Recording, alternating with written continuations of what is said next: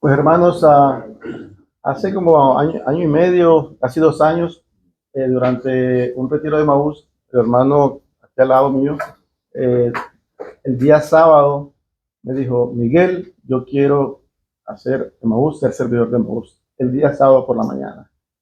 Y la verdad que ha sido un hombre que ha compartido su tiempo, su tesoro y su talento con nosotros en los últimos 2 años. Así que para mí, este hermano no solamente es un hermano, sino que es parte de mi familia. Es un gusto para mí que desde la República de Venezuela démosle un fuerte aplauso a nuestro hermano Emmanuel Diácono. Tremenda introducción. Buenos días, hermanos. Mi nombre es Emmanuel. Déjenme comenzar primero con una pequeña oración. Oh Espíritu Santo, amor del Padre y del Hijo, inspírame siempre lo que debo pensar, lo que debo decir, cómo debo decirlo, lo que debo callar, cómo debo actuar, lo que debo hacer, para gloria de Dios, bien de las almas y mi propia santificación. Espíritu Santo, dame agudeza para entender, capacidad para retener, método y facultad para aprender, sutileza para interpretar, gracia y eficacia para hablar, dame acierto al empezar, dirección al progresar y perfección al acabar. Amén. Amén. Hermanos, esto es los sacramentos de la Iglesia Católica y su fundamento bíblico. En el retiro tuvimos una introducción, y bueno, una introducción fue también un poquito amplio lo que se habló sobre los sacramentos. En muchos casos, sabemos cómo son, cómo funcionan, pero no sabemos realmente a veces de dónde viene esa base bíblica o cómo esa base bíblica nos ayuda a aplicarlo realmente en el día, o cómo defenderla, tan sencillo como eso, cómo defendemos un sacramento entre personas que no entienden cómo funciona. Y quería tratar no de profundizar mucho en todo, pero sí un poquito de cada detalle.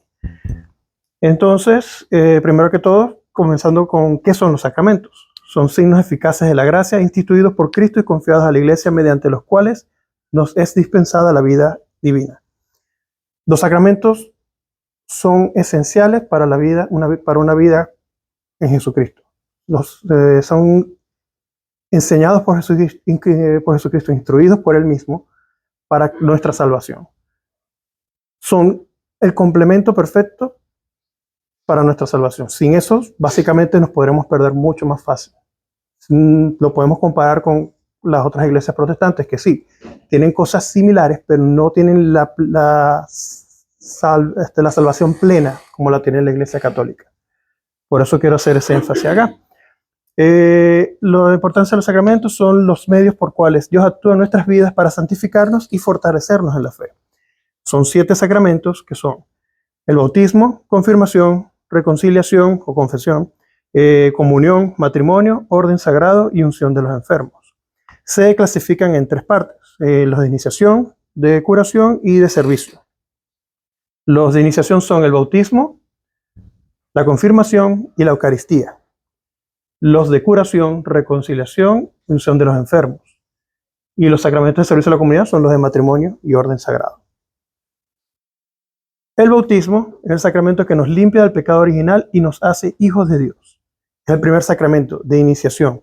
Se hace bajo un ritual donde se sumerge a la persona. Yo sé que ya en la iglesia no es común ver que se sumerja completamente una persona, pero es por el hecho de la palabra, de lo que significa el bautismo, de sumergir en agua. Pero también la iglesia le da otra referencia sobre la bendición del Espíritu Santo. Entonces, el Espíritu Santo se llama también baño de regeneración y renovación en el Espíritu Santo. Es una renovación en el Espíritu Santo y por eso es que la iglesia lo hace en la manera en la que actualmente se puede ejecutar. Hay iglesias en ritos donde vas a encontrar que sí hacen la sumersión y en otros simplemente le echan agua sobre la cabeza a la persona. Todos son válidos. Vas a encontrar muchos lugares que le van a decir, no, porque dice sumergir, tienen que sumergirse. Realmente lo que más importa es la oración y que esté allí el sacerdote para poder hacer el sacramento como tal. En la antigua alianza se encontraban varias prefiguraciones del bautismo. El agua, fuente de vida y de muerte. En el arca de Noé, que salva por medio del agua. En el paso por el Mar Rojo. Hubo siempre muchas referencias en el Antiguo Testamento sobre lo que iba a ser el bautismo cuando la llegada de Juan el Bautista. Los fundamentos bíblicos que tenemos para esto son Mateo 28:10, que es el anuncio de Jesucristo dice, id pues y haced discípulos a todas las naciones, y bautizándolos en el nombre del Padre, Hijo y el Espíritu Santo. Eso es primordial, porque ahí nos está dando la fórmula ideal con la que se debe hacer. En muchas otras iglesias vas a encontrar que solamente le hacen una bendición en nombre de Jesucristo. Ese bautismo no es reconocido por la iglesia. ¿Quiénes pueden bautizar? Básicamente, en caso de una emergencia, cualquier laico, en emergencias. Pero lo ideal siempre va a ser que lo haga el sacerdote. ¿Por qué cualquier laico puede bautizar? Siempre siga esta fórmula y se permite. Por eso la iglesia reconoce en algunos hermanos separados el bautismo, porque se hace con la fórmula trinitaria de en el nombre del Padre y del Hijo y del Espíritu Santo. Siempre que se haga con esa fórmula, se considera creyente cristiano y hermano en Cristo. Si no se hace de esa manera, no entra. Por ejemplo, tienes a los testigos de Jehová. Ellos no son considerados cristianos a pesar de que usan ciertas palabras de Cristo. Y así hay varias sectas, básicamente, que utilizan fórmulas que no son aceptadas y por eso no pertenecen a la comunidad como tal y no son reconocidas por la iglesia. Juan 3:5, el que no nazca del agua y del Espíritu no puede entrar en el reino del Espíritu de Dios. Habla claramente que la salvación, para poder llegar a la salvación, habría que hacer de manera obligatoria el bautismo para poder creer, para obtener el perdón de los pecados y creer en Cristo, que son dos condiciones mínimas en el bautismo. Sé que muchos dicen, sí, un niño recién nacido, como lo hacemos nosotros en la iglesia, no ha cometido pecado y no puede conocer en Cristo, pero se les olvida algo fundamental para poder tomar eso. Y pasa con el mismo Juan. Cuando la Virgen María llega a casa de Santa Isabel y ella siente que el niño brinca en su vientre y ella reconoce y le pregunta, ¿qué hace aquí la madre de mi Señor?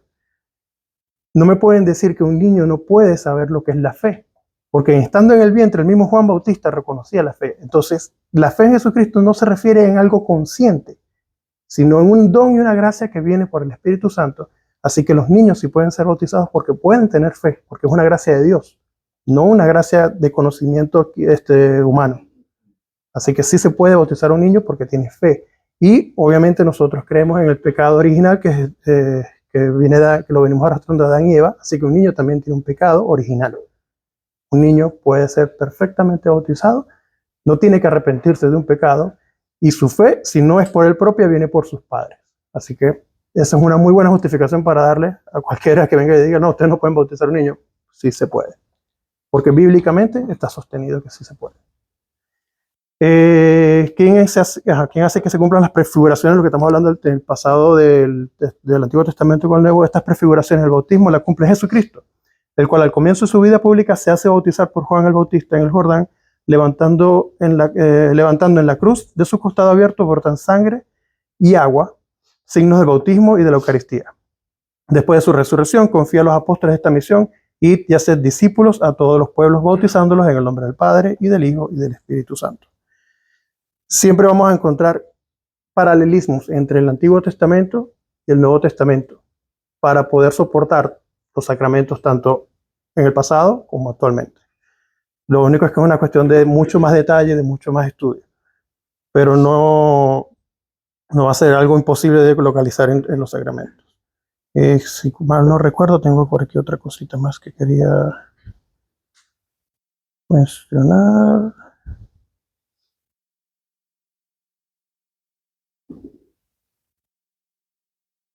En Mateo capítulo 3, por esto vino Jesús de Galilea al Jordán para encontrar a Juan y para que él lo bautizara. Juan quiso disuadirlo y le dijo, ¿tú vienes a mí? Soy yo quien necesita ser bautizado por ti. Jesús le respondió, deja que hagamos así por ahora. De este modo respetaremos el debido orden. Entonces Juan aceptó. Es una orden que nosotros recibimos de Jesucristo y que todos deben, da a entender que todos deben cumplirla para el proceso de salvación. Seguimos con el segundo, que sería la confirmación. Se me cayó la imagen. La confirmación es el sacramento que fortalece los dones del Espíritu Santo recibidos en el bautismo.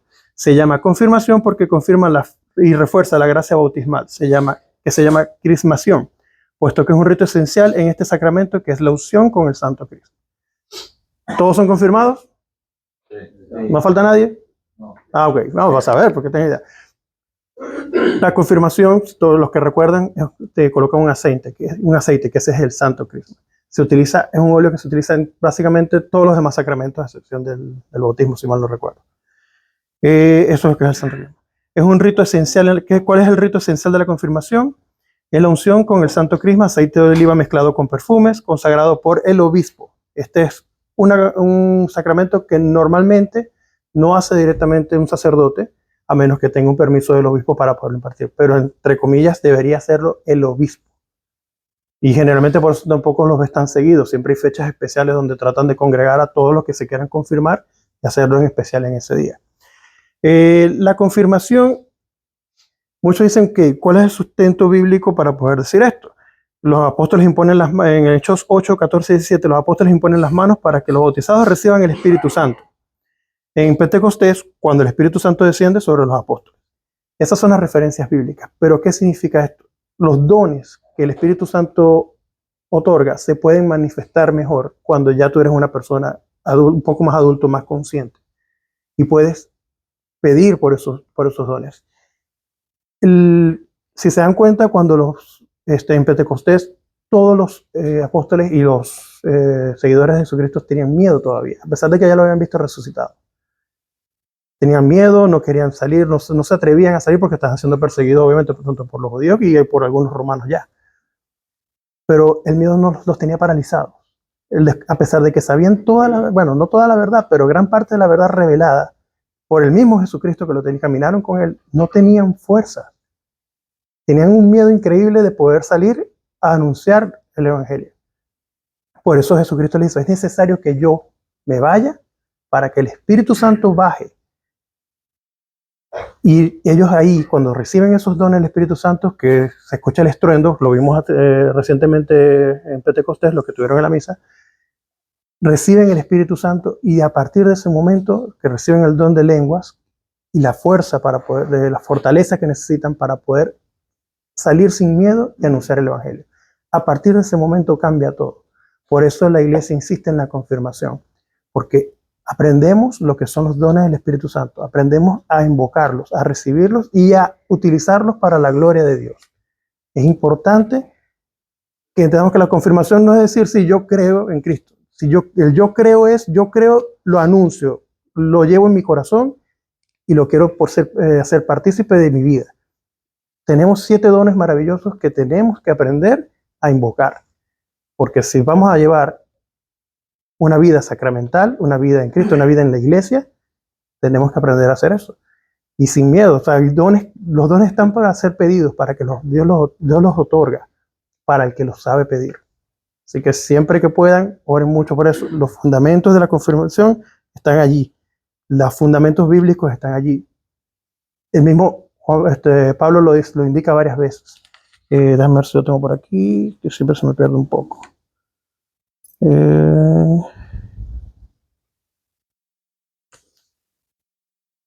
Hechos.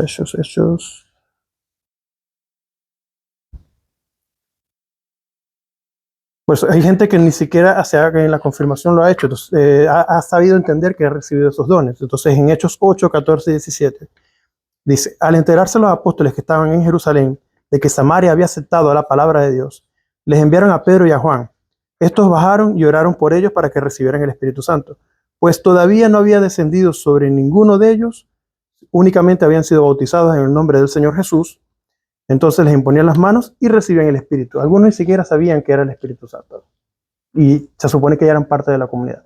Y eso creo que nos pasa mucho, se lo pueden ver alrededor. Mucha gente está confirmada, pero no está segura de qué es el Espíritu Santo. Y es difícil, no estoy diciendo que sea algo que todo el mundo pueda entender a buenas a primeras, pero es un don y una gracia que tenemos que pedir para poder entender. La Eucaristía. Hubo algunos que estuvieron con nosotros en la charla de los milagros eucarísticos y creo que ahí profundicé un poco, pero más adelante de pronto la podemos repetir. La Eucaristía es el sacrificio mismo del cuerpo y de la sangre del Señor Jesús, que Él instituyó para perpetuar en los siglos hasta su segunda venida. El sacrificio de la cruz, confiando así a la Iglesia el memorial de su muerte y resurrección, es signo de unidad, vínculo de caridad y banquete pascual, en el que se recibe a Cristo. El alma se llena de gracia y se nos da una prenda de la vida eterna. La Eucaristía es el memorial del sacrificio de Cristo, en el sentido que se hace presente y actual el sacrificio de Cristo ofrecido al Padre, una vez por todas, sobre la cruz en favor de la humanidad. El carácter sacrificial de la Eucaristía se manifiesta en las mismas palabras de su institución. Esto es mi cuerpo que se entrega por vosotros, y este cáliz es la nueva alianza en mi sangre que se derrama por vosotros. En Lucas 22, del 19 al 20.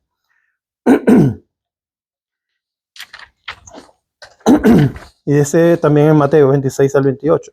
Mientras estaba comiendo, tomó Jesús pan y lo bendijo y partió dándoselo a sus discípulos. Dijo: tomad, comed, este es mi cuerpo. Tomó luego una copa y dadas las gracias se la dio diciendo: bebed a ella todos, porque es mi sangre, esta es mi sangre de la alianza que es derramada por muchos para el perdón de los pecados. En muchas otras iglesias te van a decir que eso es simplemente un memorial, un recordatorio. Y por eso a veces nada más lo hacen una vez al año con pan y jugo de uva. Algo muy parecido a lo que hacemos nosotros en el ágape.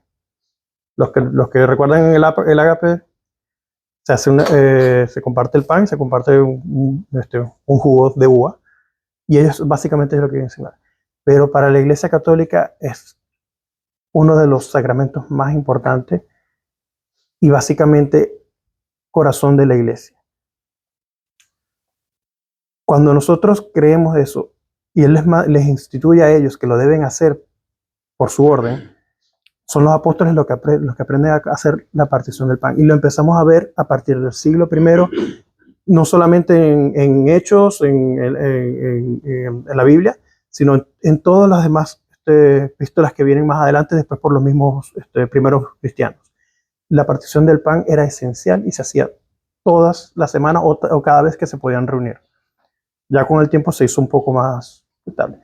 A pesar de que esta es una de las pocas referencias que hay dentro de la Eucaristía donde es como un mandato, perdón, los cristianos en la Biblia, donde es un mandato. Básicamente toda la Biblia habla de lo que es el pan de vida. Tanto en el maná, en el Antiguo Testamento, cuando estaba en el Arca de la Alianza, el pan de vida que baja del cielo, es la misma referencia, los paralelismos que hablamos anteriormente entre el Antiguo Testamento y el Nuevo Testamento funcionan del mismo caso. Jesucristo está vivo allí porque Él dice verdaderamente, esto es verdaderamente mi cuerpo y mi sangre. Cuando Él hablaba en parábolas, generalmente indicaba que era una parábola. Es tanto así que cuando le dicen, los mismos judíos le dicen, sus mismos discípulos le dicen, esta es una palabra muy dura. O sea, este quiere que comamos su carne y su sangre. Así se los decían. Imagínate que te diga, mira, tenemos que comernos la carne de Miguel para ser salvos. ¿Quién pone el cuchillo primero para sacar el pedazo? Bueno, pero no tengo a Javier, perdón. Entonces, cuando siempre veíamos anteriormente que él hablaba en parábolas, él después explicaba esa parábola y decía, ok, la parábola del hijo pródigo, y después les explicaba a los apóstoles aparte, les detallaba cada cosa. Aquí cuando él dijo, esta es verdadera carne y verdadera sangre, y ellos le dicen, ¿quién va a poder con esta palabra? Él dice, si no, no van a ser salvos. Muchos se fueron. Si ustedes creen que eso hubiese sido algo, una parábola o algo simbólico, él les hubiese dicho, no, tranquilo, eso es simbólico, esto no es real, ¿no? El que quiera irse se puede ir. Así que la Eucaristía debemos de creer que esa es su verdadera carne y su verdadera sangre. Y si estamos hablando de que hay una presencia real de carne y sangre, señores, si el que no estaba claro en eso, usted está frente a Jesucristo en persona. Y por ese mismo motivo es que nosotros nos arrodillamos cuando el Padre hace la transubstanciación de las especies y hace la anunciación de Mateo 26, 28. Si no estamos claros en esa parte, les invito primero a que investiguen más. Si todavía tienen dudas, hablen con sus directores espirituales, con el padre de la iglesia, pero esta es la realidad de la iglesia. Esta es la amalgama, esto es lo que permite a la iglesia que nosotros tengamos claro que Jesucristo resucitó y que Jesucristo está con nosotros cada día y está allí en ese sacramento, en Jesús sacramentado, en Jesús pan de vida.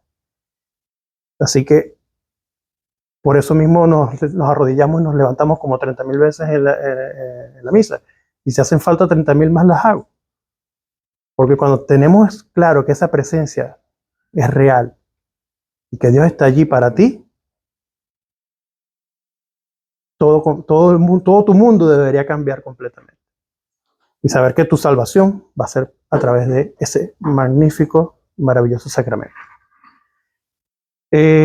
¿Cómo está Jesucristo presente en la Eucaristía? Creo que lo dije bastante claro ahorita, pero está presente de modo único e incomparable. Está presente en efecto de modo verdadero, real y sustancial, con su cuerpo y con su sangre, con su alma y su divinidad. Cristo, todo entero, Dios y hombre, está presente de manera sacramental, es decir, bajo las especies eucarísticas del pan y del vino. Sabe a pan, sabe a vino, pero es Dios. ¿Alguna duda por ahora? Sacramento de reconciliación o confesión. Cuando iba a hacer la charla en un principio, en realidad quería enfocar a hacer una charla completamente de reconciliación y confesión. Primero porque todo el mundo le tiene miedo a una confesión. Y está bien si es así, y debería ser así. Porque sin un miedo y sin vergüenza no hay un arrepentimiento real. La confesión es la celebración del sacramento de reconciliación. El sacerdote no representa solamente a Dios, sino a toda la comunidad que se reconoce en fragilidad de cada uno de sus miembros, que escucha conmovida su arrepentimiento y que se reconcilia con él, que lo alienta y lo acompaña en el camino de conversión y maduración. Yo sé que esto no es un tema de que mucha gente piensa y te lo dicen. No, yo creo que resulta que yo no me tengo que confesarme ante un hombre, porque también es pecador. Y yo me confieso solamente ante Dios y mi conciencia. Yo les hago una pregunta. Para confesarse tiene que haber un pecado. Okay. ¿Cómo pecamos? ¿Quién sabe? Respirando. Palabra de omisión, correcto. Pero hay una manera particular para que ese pecado se cumpla.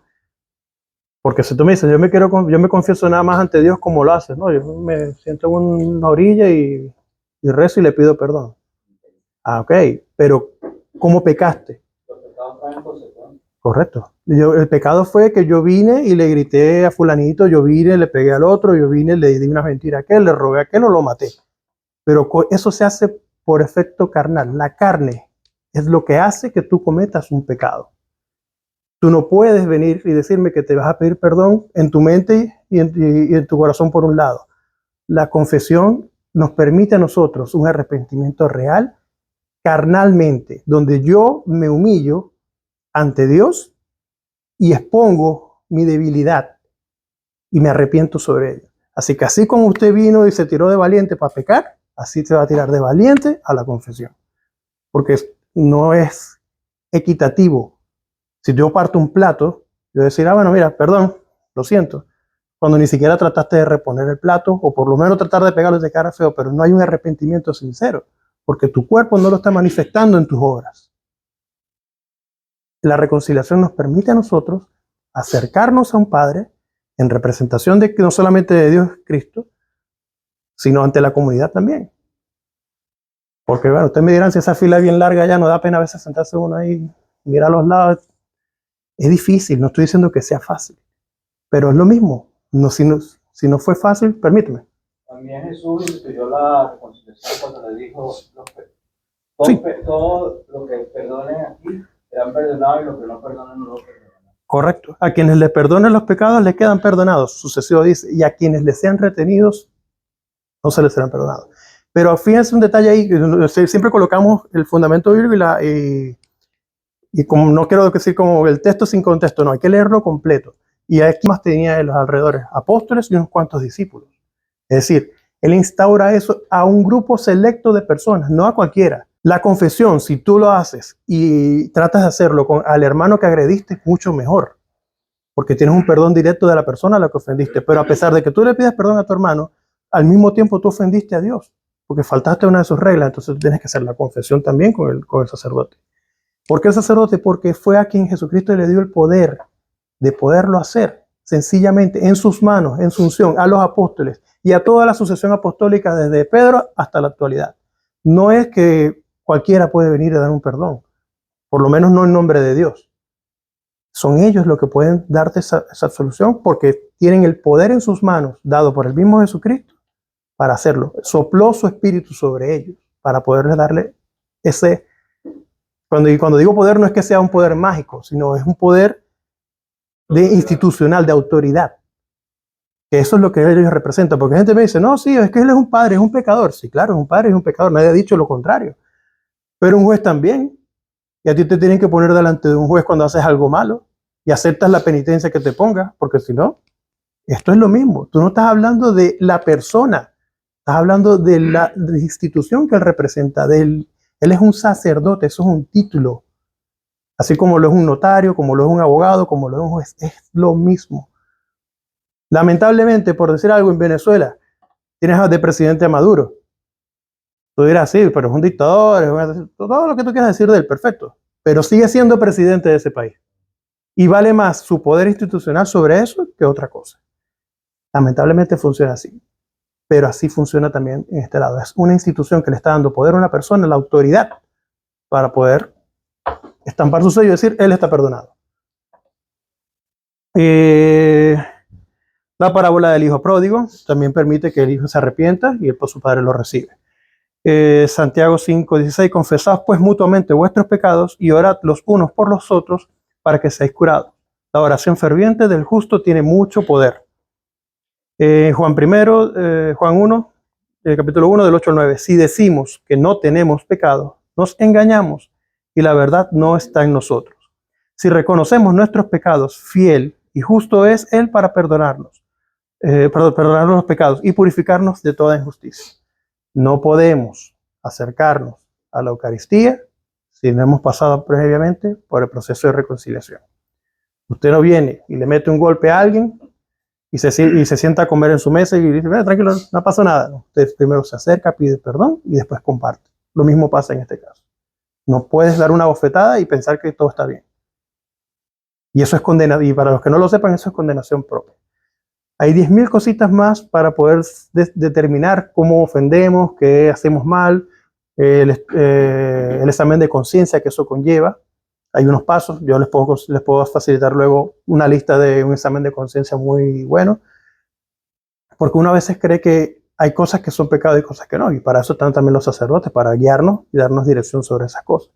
Pero obviamente en estos tiempos con tanta gente, las confesiones tienen que ser relativamente rápidas, más concisas, y uno cuando trata de buscar dirección espiritual a veces también es hasta 2 semanas esperando para que te pueda atender un padre. Es difícil, pero siempre hay que tratar de buscar la manera de que el Espíritu Santo nos guíe a saber qué pecados tenemos para poder acercarnos a la confesión. ¿Dudas sobre eso?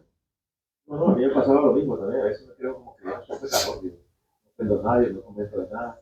Y ya me siento que no tengo que ir a un sacerdote como para que... Eso me pasa. Sí, no, es que a todos nos pasa. Por eso el pecado tiene 3 condiciones que se deben cumplir. Tener plena conciencia de lo que estás haciendo, haberlo cometido realmente, porque hay cosas que a veces creemos que son pecado y no lo son, y a veces son cosas que son pecado y creemos que no lo son. Así sencillo como eso. Una persona, y lo digo nosotros porque somos hombres, en adulterio no puede comulgar. ¿Y qué es adulterio? Es muy amplio, ¿no? Adulterio es que le montó cacho con... Ese es el peor, el caso más grave. Pero no solamente indica allí, Jesucristo mismo lo dice. Aquel que mire a una mujer ya con deseos, pecó en su corazón. Ya ahí estás en adulterio. Es un pecado mortal. Y si vas y comulgas, peor. Los otros pecados, hay muchos pecados que se dicen que los pecados veniales que no son, se perdonan en el yo confieso. Los pecados veniales al momento de que comienza, pues igual, de todas maneras, por si acaso, por si no lo sabes, si usted llega 15, 20 minutos tarde a la misa y se saltó el perdón de los pecados, no puede comulgar, porque hay pecados veniales. Hay pecados veniales, no se debe comulgar, porque en ese momento que arrepentámonos de nuestros pecados, porque el mismo se incluye en la oración, y hacemos el yo confieso, en ese momento Él perdona los pecados veniales. ¿Qué puede ser pecado venial? Mira, 10.000 cosas. El jueves Mirar feo a alguien, o chismear un poquito del otro, todos esos pecaditos que se ven, que lo vas haciendo hasta entrando a la iglesia. Mira este cómo se atraviesa aquí, mira este cómo se estaciona allá. Oye, esa señora se viste feo. Esos son pecados veniales, lamentablemente, porque estás criticando a tu hermano, porque estás ofendiendo y te estás llenando de todas esas cosas. el jueves santo. Por eso dice David, con justa razón, que es un pecado, respirar. Respirar es un pecado. ¿Por qué? Porque nuestra mente va a 1000 por hora. Claro. Hermano, nos reunimos 3 hermanos, nos reunimos en la misa del jueves santo. Ujú. Se acerca uno de los hermanos que estuvo con nosotros, le dice a Héctor, Iván, porque no me lío tanto, no sé qué me lío, que tengo un pecado grandísimo, ¿no? Que no lo puedo buscar, entonces, quiere decir que ese pecado era rico, le dice.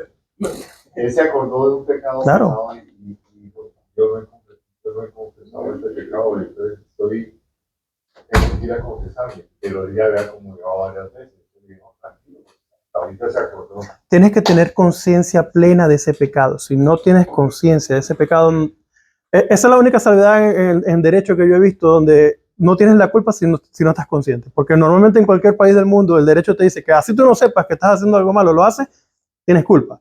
En la iglesia eso no se cumple tal cual así, a menos que sepas que estás haciéndole daño a otra persona. Ahí si estás consciente que estás dañando a alguien, el pecado es pecado. Dígame. Esos pecados que uno se acuerda que hizo en su juventud y que todavía no sabe si los confesó o no. Uh-huh. Eso es una manera de cómo Dios te quiere purificar, porque te los está poniendo en un sueño, en un recordatorio. Te dice, acuérdate que tú hiciste esto. Me debes esto. Entonces, esa es una manera que Dios te pone a ti para que purifiques tu alma. Y vayas a confesionar a Dios. No me acuerdo de confesar. A los 17 años hice esto. Son cosas, pero está bien. No quiere decir que no tenías la intención de guardarte y llevarte a la muerte. Si tú estabas delante de un padre y te acordaste de ese pecado, tu deber es, así no estés seguro de que es un pecado, es decirlo. Si te acuerdas. Pero si no, dígame. Pero yo he oído que si tú vas a confesarte o si no te acuerdas de un pecado, Uh-huh. en ese momento, tú dijiste lo que te acordabas de Claro. y no te acuerdas de lo que hiciste hace 4 años, por un ejemplo. Y ahí en ese momento, cuando eran sobre tus pecados, ese pecado que no dijiste, porque tú tuviste la intención de ir a confesar. Muchos padres por los pecados que dijiste y los que no. Sí. Yo específicamente digo por los que no me acuerdo. Claro. Porque a veces uno no se acuerda. Y está bien, y está bien. Es donde volvemos. Exacto. El Si sacramento es válido si me viene así como tú dijiste a la mente, entonces sí lo voy y lo confieso. El sacramento es válido para lo que dijiste y lo que no dijiste. El punto que estamos diciendo es si te acuerdas. Claro. Si no te acordaste, no te acordaste, ya estás perdonado de todos los pecados. Claro. Exacto. Por eso le digo que No. le pido perdón por todos los que no me Y es perfectamente válido, pero va a llegar el día que te vas a acordar. Hice esto cuando tenía 15 años. No te hagas el loco. Cuando te acuerdes, no te hagas el loco. Sí, es el punto. Dígame. Teacher, ya que estamos en este tema de reconciliación, que Sí. es interesante, ¿verdad? Muchas veces vamos a confesarnos y como dice a veces el sacerdote, ¿verdad? Parece un disco rayado, repitiendo lo mismo y lo mismo y lo mismo. Importante. Volviendo al tema del ejemplo que diste del plato, que rompes el plato Uh-huh. y caramba, mira, discúlpame, te pido perdón. Y lo mismo, nosotros nuestra naturaleza vamos en muchas veces lo mismo. Yo tengo pecados que en juicio son iguales o diferentes a los de todos, pero yo estoy seguro que cada uno de nosotros aquí presentes tenemos algo que batallamos y que es nuestro día a día. Nuestro día a día. Acabo de decir que el nombre de la mujer es diferente. ¿Verdad? Es cierto. Entonces, ¿qué sucede? Corta eso. Sí, pero en la realidad. Sí, sí. Mira. Entonces, el punto es, ya que estás entrando bien abundantemente en este tema y ¿qué has oído o te has instruido, has aprendido? ¿Qué nos puedes compartir, verdad? Este tema de estar repitiendo lo mismo. Jesucristo cayó 3 veces en la cruz. Eso no fue algo que él simplemente lo dejó para que sirviera de ejemplo de que tú puedes caer y él te va a levantar. Y de que él era, hay muchas otras cosas teológicas ahí, del hecho de que él era verdadero hombre, pero uno de los significados teológicos viene de esto mismo. El hecho de caer no significa que no te puedas volver a levantar, que tú vas a volver a él y él te va a perdonar. Jesucristo te va a perdonar 10.000 veces, 10.000 o 70 veces 7, como dice la palabra, siempre que tú tengas verdadero arrepentimiento. Si no existe el verdadero arrepentimiento es diferente, pero si tú tienes tu intención real de pedir perdón por lo que hiciste y lo entiendes y sabes que es un problema, porque para nosotros los hombres, siendo más crudo, la lujuria es un problema grave y en esta sociedad con los teléfonos peor. Entonces es un tema para nosotros recurrente, es un pecado recurrente en el que es difícil tratar de salir porque hasta las mismas familias de uno, por decirlo, hay mujeres que se montan en traje de baño cada 5 segundos en internet. Entonces ya eso es un tema que tanto cultural, pero que nosotros tenemos que aprender a sobrellevarlo y a sobrepasarlo. No nosotros, porque eso no es una cuestión que nosotros podamos hacer propiamente. Tenemos que abandonarnos a Jesucristo, a que Él sea el que nos dé esa gracia para poder superar esos pecados. El hecho de que tú te confieses y pidas perdón no es el hecho de que pedí perdón y lo sigo haciendo, no, es el hecho de que yo tenga la intención de superar ese pecado y soportarme en Jesucristo para que no vuelva a pasar. Si no hacemos eso, estamos abusando de la misericordia de Dios. El propósito de enmienda del pecado Correcto. es una de las partes más importantes cuando tú te confiesas. Que tú propones que no lo vas a volver a hacer. Y tú tienes la fuerza porque Dios nos da la capacidad para vencer al pecado. Hay un santo que es el más lujurioso de todos los santos y el doctor de la iglesia. Y él decía, es mejor ir corriendo y cayendo, lento y cayéndose por el camino de la salvación que corriendo por el camino de la santidad. De la perdición. O al revés. De la perdición. De la perdición. Mientras hay un propósito de enmienda real y uno está luchando, estamos en el camino. El problema es cuando ya no estamos luchando. Sí, perdón, disculpe. Es que este era un tema, como digo, quería hacerlo súper profundo, pero...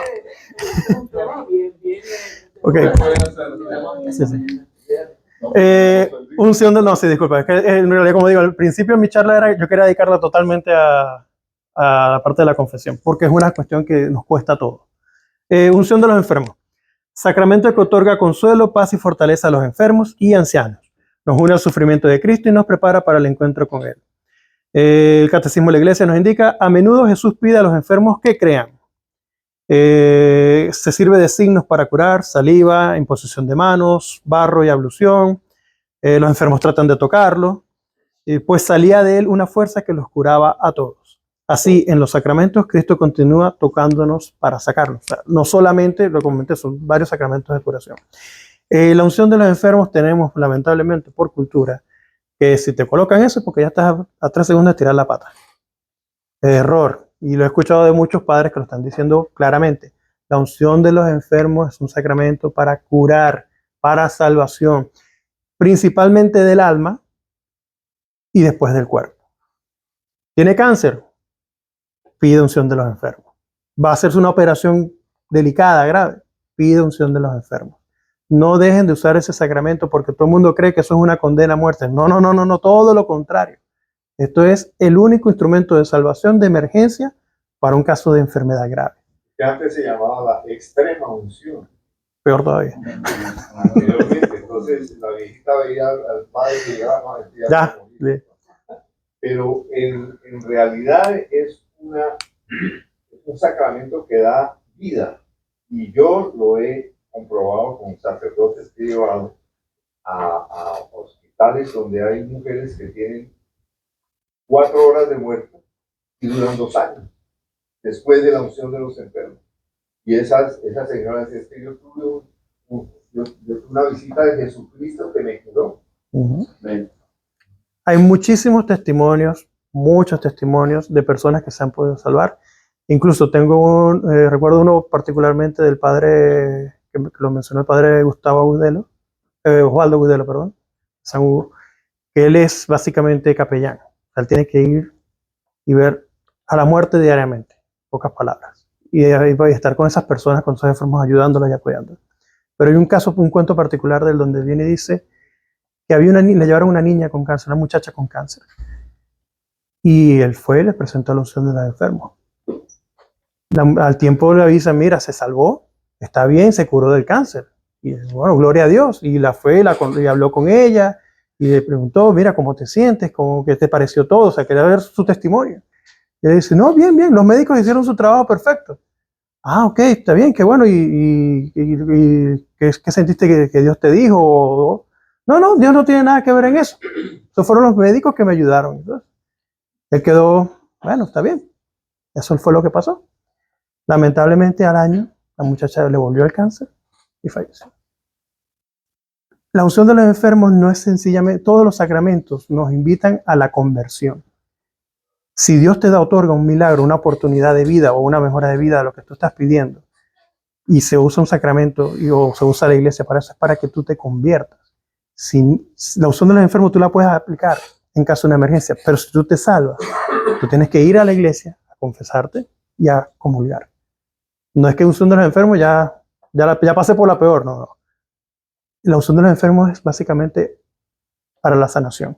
No te excluye del resto de los sacramentos. El fundamento bíblico es Santiago 5, de 14 a 15. ¿Está enfermo alguno de vosotros? Llame a los presbíteros de la iglesia, que oren por él y lo unjan con aceite en el nombre del Señor. Marcos 6:13, los apóstoles ungían con aceite a los enfermos y los sanaban. Nuevamente, todo sostenido bíblicamente, y repito, no es un sacramento para tirarse al abandono, es un sacramento de reconciliación y de sanación con Dios. La unción de los enfermos acaba de conformarnos con la muerte y la resurrección de Cristo. Como el bautismo había sido comenzado a hacerlo, es la última de las sagradas unciones que jalonan toda la vida cristiana. La del bautismo había sellado en nosotros la vida nueva. La de la confirmación nos había fortalecido para el combate de esta vida. Esta última unción ofrece el término de nuestra vida terrena, un escudo para defenderse en los últimos combates antes de entrar a la casa del Padre. Mucha gente cree que a veces un cáncer o una enfermedad grave es un castigo. Y a veces Dios permite que un niño tenga cáncer porque necesita que esa familia busque una salvación. Y esa enfermedad a veces los une y los lleva más cerca de Cristo. De pronto esa era la misión de ese niño. En mi familia pasó. Una niña con cáncer en el cerebro, inoperable, imposible de sacar, pero yo siempre vi, y esa niña vivió con una alegría lo más que pudo su tiempo. Pero esas cosas nos enseñaron a nosotros a entender que Dios nos castiga, pero sí permite que pasen cosas para acercarnos a Él. Y una enfermedad es un buen ofrecimiento a Dios de nuestra vida para arrepentirnos de todas las cosas que están pasando. Tenemos que saber leer entre líneas esas cosas. Y yo sé que no es fácil y nunca le voy a decir a nadie un cáncer porque es una enfermedad horrible, desgastante para la familia, pero siempre hay que saber buscar a Dios en todas circunstancias. Matrimonio, el favorito de todos. ¿Pero por qué ponen esa cara? Es como el número 11. Si una enfermedad con cáncer nos acerca a Dios, el matrimonio nos santifica completamente. El sacramento por el cual un hombre y una mujer se unen en alianza de amor para toda la vida. El catecismo nos dice que el consentimiento por el que los esposos se dan y se reciben mutuamente está sellado por el mismo Dios. De su alianza nace una institución estable por ordenación divina, o sea, tiene que ir un padre de por medio. O sea, el padre es el único sacramento que hacen dos personas solas, pero en presencia de un sacerdote. Se establece por ordenación divina también ante la sociedad. La alianza de los esposos está integrada en la alianza de Dios con los hombres. El auténtico amor conyugal es asumido en el amor divino. Amor, enamoramiento. Dos cosas diferentes, por si acaso no lo habían notado. El amor es sencillamente saber dar todo por la otra persona sin recibir nada a cambio, sin esperar nada a cambio. El enamoramiento es esa etapa que va a ayudar a producir ese amor, pero no es definitivo. Si nosotros no entendemos que el matrimonio es un sacramento que tiene que hacerse delante de Dios y delante de la sociedad, para saberse que nos estamos entregando a la otra persona y que nos estamos volviendo un solo cuerpo, porque es un sacrificio en el sentido de que te estás dando a la otra persona y esa otra persona se está dando a ti, son una sola carne. Pero siempre va a ser un triángulo. Porque si no tienes a Jesucristo dentro de ese matrimonio, pasa lo que está pasando en la sociedad actual. El montón de divorcios, el montón de separaciones, o incluso el montón de uniones libres sin necesidad de casarse, que es peor todavía. Mateo dice, lo que Dios ha unido, que no lo separe el hombre. Efesios, comparación de matrimonio con la unión entre Cristo y la iglesia, es un paralelismo. Así como Jesucristo cuando vuelva viene a buscar a su novia, que es la iglesia, para que sea su esposa, nosotros también nos unimos dentro de la iglesia con nuestras esposas. También se dijo, el que repudia a su mujer, que le dé acta de divorcio. Pues yo os digo, todo el que repudia a su mujer, excepto en caso de fornicación, la hace ser adúltera. Y el que se case con una repudiada, comete adulterio. Se engloba bastante cuáles son las condiciones en las que estás cometiendo adulterio y las razones en las que estás faltando el sacramento, si estás casado o si divorciado. Por eso la iglesia no admite divorcio, por este mismo fundamento que estamos hablando. Decía que era un mandamiento de hombres el hecho de poder darle tú una carta de divorcio a una mujer, porque dice que por la dureza del corazón ustedes empezaron a hacer eso, pero la realidad es que en un principio, porque el fundamento teológico real viene en Génesis, la mujer es extraída de la costilla del hombre, eran un solo cuerpo, no lo dejaron de ser, simplemente tomó otra forma para que hubiese amor y apoyo y soporte del hombre, porque estaba solo. Lo mismo pasa ahora. El hecho de que la mujer sea apoyo y soporte del hombre no quiere decir que el hombre está por encima, salió de las costillas, estamos uno al lado del otro. Por eso lo tomó de la costilla, no te lo sacó de la cabeza para que estuviera arriba de ti, ni en los pies para que estuviera por debajo de ti. En la costilla para que fuera igual. Fundamentos teológicos, yo sé que no son bíblicos, pero me gusta mucho verlo de esa manera. Las exigencias del amor conyugal. El amor de esposo exige por su misma naturaleza la unidad y la indisolubilidad de la comunidad de personas que abarca la vida entera de los esposos. De manera que ya no son dos, sino una sola carne. Están llamados a crecer continuamente en su comunión a través de la fidelidad cotidiana de la promesa matrimonial, de la recíproca donación total. Esta comunión humana es confirmada, purificada y perfeccionada por la comunión en Cristo dada mediante el sacramento del matrimonio. Se profundiza por la vida de fe común y la Eucaristía recibida en común. Un sacramento que nos une. Son sacrificios que hacemos en la vida. Es una vocación. No podemos ver el matrimonio como que me junté con fulanita, me junté con menganita y no. El matrimonio es una vocación. Una vocación es algo que tú añoras desde que estás pequeño. Mucha gente sabe que lo que quiere hacer cuando está pequeño es que yo me quiero casar y formar una familia. Y a veces podemos decir, bueno, tomé una mala decisión con esa mujer. Sí, pero fue una decisión.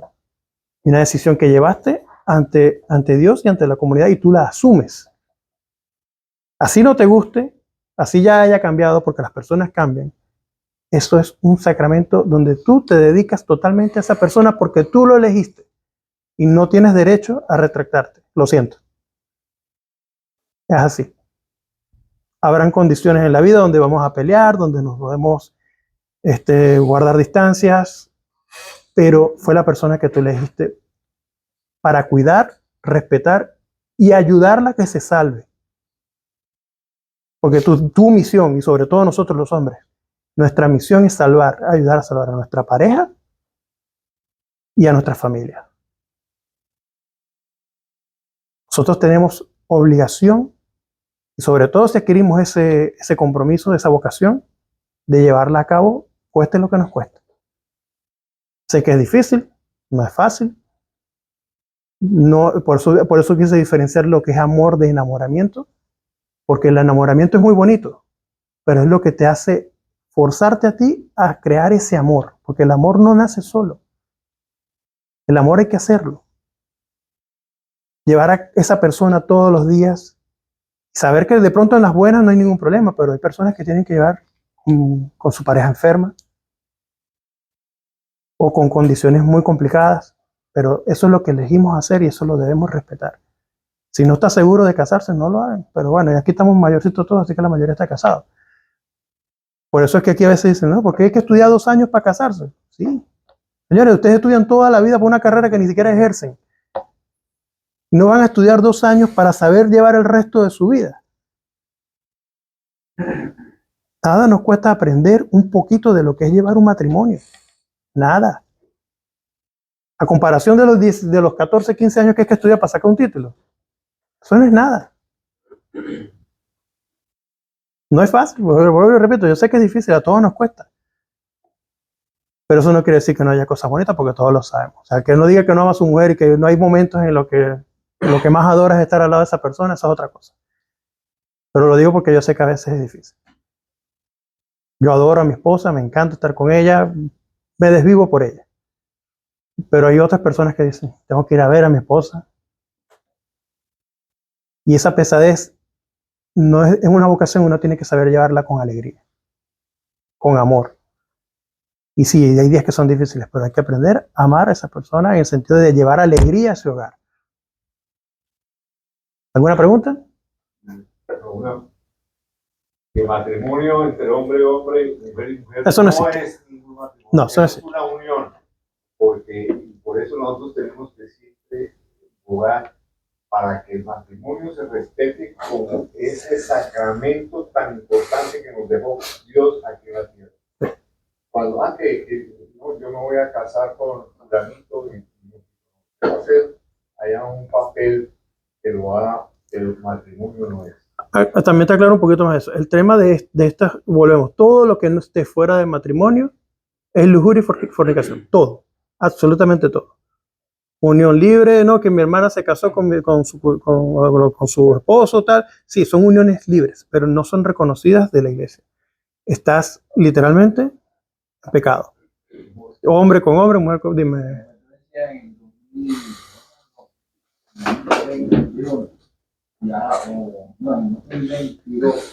En Cuba se aprobó la unión de entre hombre y mujer, o sea, igualitario. Claro. Eso está instituido, o sea... No. Eso pertenece a las leyes de hombre. Lo que estamos hablando, leyes de hombre son leyes de hombre. La ley de la homofobia también. La homofobia es un tema diferente en este caso. O sea, estamos hablando... No, la iglesia no lo aprueba a pesar... Aclaro esto porque el Papa Francisco...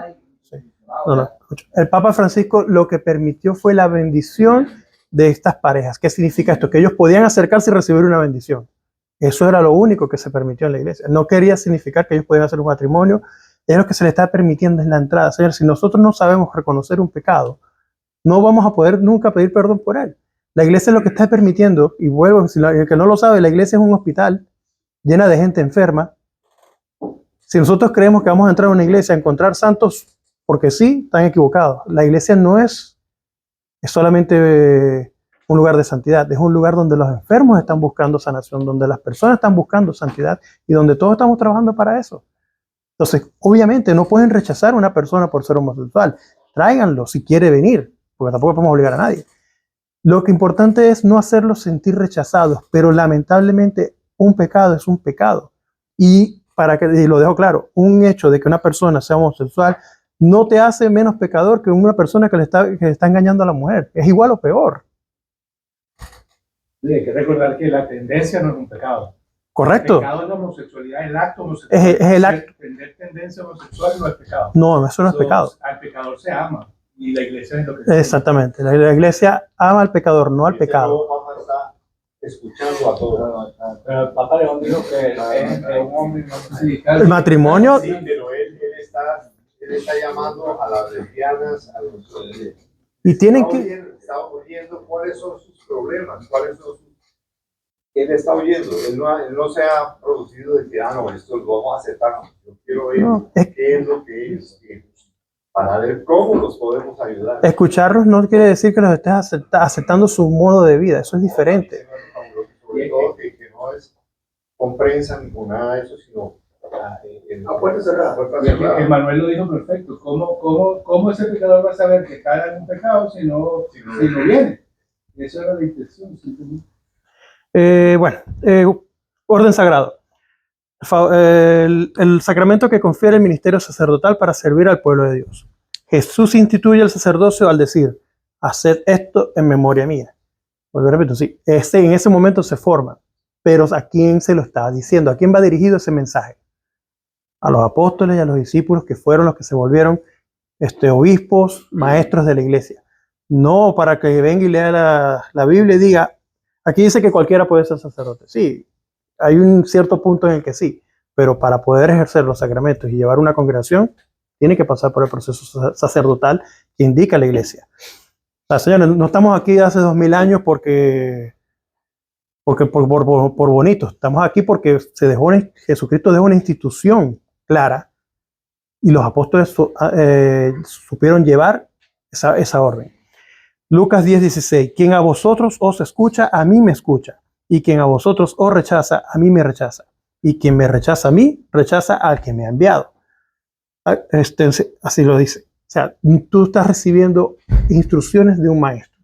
Yo quiero que un protestante me diga quién fue tu maestro, quién fue tu obispo, porque la Biblia te indica que ahí hay obispos.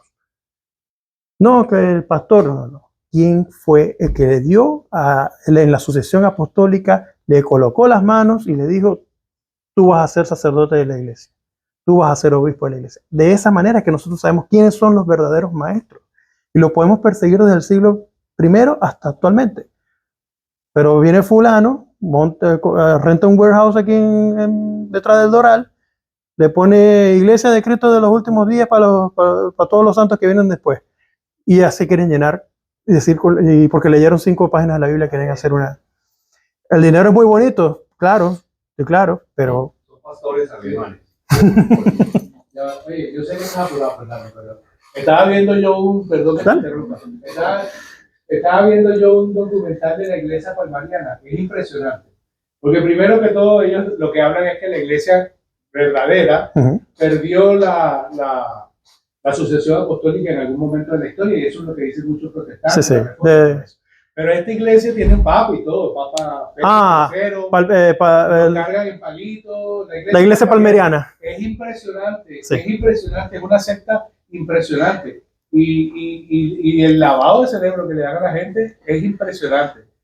¿Por qué digo que, siempre lo he mantenido medio institucional el asunto? Porque realmente es así. Ha habido padres, obispos incluso, que han sido cismáticos, se han apartado de la iglesia. Pero el mismo papa en su momento, o quien estuviera superior en ese momento de él, saca una proclama donde dice, ya esta persona no pertenece más a la iglesia. Y se la han retirado. O sea, él va a ser obispo de la iglesia hasta que se muera, claro. Pero ya no tiene la potestad de poder ejercer.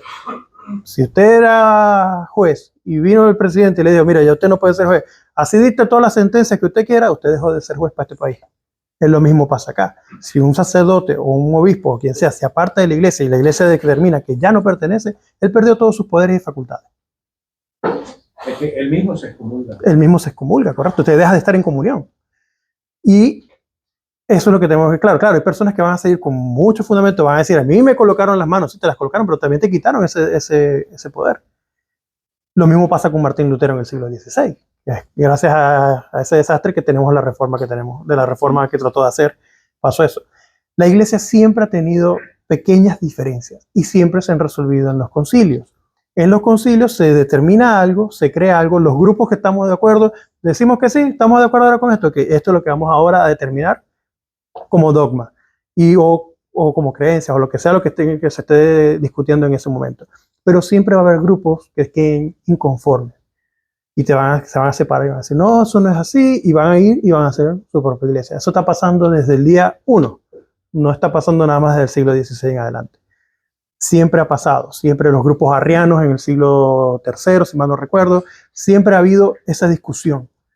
Y cuando esos grupos se separan, sencillamente quedan excomulgados. ¿Por qué? Porque en el concilio la intención no es llegar a un acuerdo para que todos estén felices, no, llegar a un acuerdo en el que todos, y cuando se concluya, todos se tienen que someter a eso. Y el que no se someta, sencillamente queda por fuera. Y eso es lo que ha ido pasando a lo largo de todos los años en la iglesia, y pues han crecido esos grupos que se han ido separando. Pero bueno, el orden sacerdotal. Él dio a algunos, lo repito, él dio a algunos el ser apóstoles, a otros profetas, a otros evangelistas, a otros pastores y maestros, a fin de capacitar a los santos para la obra del ministerio, para la edificación del cuerpo de Cristo, que es la iglesia, hasta que todos lleguemos a la unidad de la fe y pleno conocimiento del Hijo de Dios, a la condición de un hombre maduro, a la medida de la estatura de la plenitud de Cristo. Si la iglesia ordenó a estos sacerdotes, es porque tienen el poder para poder ejercer su sacerdocio. Cualquier otro que esté por fuera de eso no lo es, sencillamente porque no viene de la sucesión apostólica. Las exigencias, ya ves qué pasó aquí. No cambié el título, perdón. El orden es el sacramento gracias al cual la misión confiada a Cristo y a sus apóstoles sigue siendo ejercida en la iglesia hasta el fin de los tiempos. Es pues el sacramento del ministerio apostólico. Comprende 3 grados: el episcopado, el presbiterado y el diaconado. El diaconado básicamente tiene, creo que 20 años que lo volvieron a instaurar, porque creo que eso había quedado medio flotando ahí. Básicamente el que entraba por diácono saltaba a presbítero y listo. No era, lo que teníamos eran los diáconos transitorios. Los que se reactivó son los diáconos permanentes. Los diáconos permanentes, correcto. Anteriormente no estaban existiendo los, digamos que era un paso. Es lo que dice ahora, no, papá, que son los 3 rangos de la De iglesia. la única iglesia. Que monseñor, que excelente, no. Básicamente son lo mismo, porque monseñor y excelencia son nombres para saludar. Monseñor al obispo, pero sigue siendo un obispo. Pero los 3 únicos Sí. que son es Diácono, sacerdote y obispo. Pero siempre Correcto. han sido. Sí, pero es que este nuevo papa dijo que ya no más que monseñor y sin nada de Es que monseñor es un tratamiento. sí. No, pero hubo una confusión unos años en eso. El problema es que había un diácono principal, perdón, un obispo principal, y colocaban a otro obispo y lo llamaban monseñor. No sé por qué pasaba eso, realmente no he investigado mucho, pero ese era un tema que estaba pasando. Entonces, El nuevo papa dice que todos esos monseñores son diáconos. Pero es que hay que ver el contexto. Pero son obispos. Porque monseñor es un título. Pero no es un orden. Ok, lo que pasa es que todo aquel que tiene, y por ejemplo, hay sacerdotes. No solamente los obispos. Sí. Los obispos son monseñores todos, pero Sí. hay, ¿cómo se llama? Tiene sacerdotes capellanes. Sacerdotes capellanes, y Por hay ejemplo. monseñores que no son obispos. Es un título como de cariño del Papa, Sí. y se otorga, es un certificado que da. Pero Pero no significa que pertenece al ese orden. título lo acabó. Sí. Ya no va a existir. Bueno, y eso también se venía discutiendo ya hace rato, fue que lo anunció, pero ya eso tenía tiempo discutiéndose porque había ese como que enredo entre, querían crear una jerarquía sobre esos títulos. Entonces un monseñor mandaba más que un obispo mandaba más que esa confusión. Vamos a eliminarla y queda todo de Eso esta viene manera. también mucho porque a veces, dependiendo de qué tan grande sea La arquidiócesis, sí. Exacto, es arquidiócesis, es diócesis, entonces la diócesis también tiene obispo, entonces. Sí, es para evitar esa confusión, yo escuché que eso es lo que querían tratar de nivelar. Conclusión.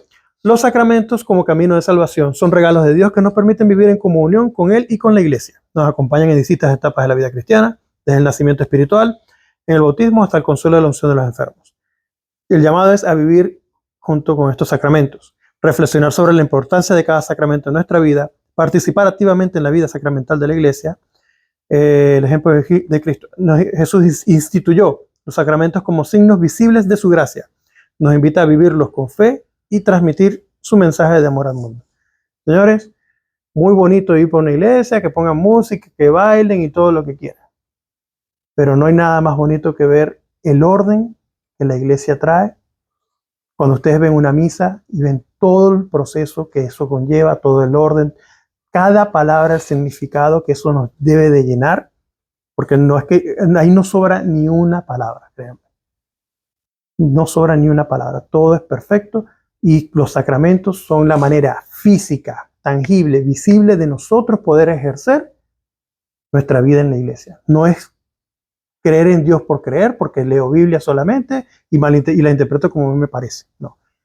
Es estudiar con los maestros que Jesucristo nos dejó. Es seguir las instrucciones que Él nos está dando.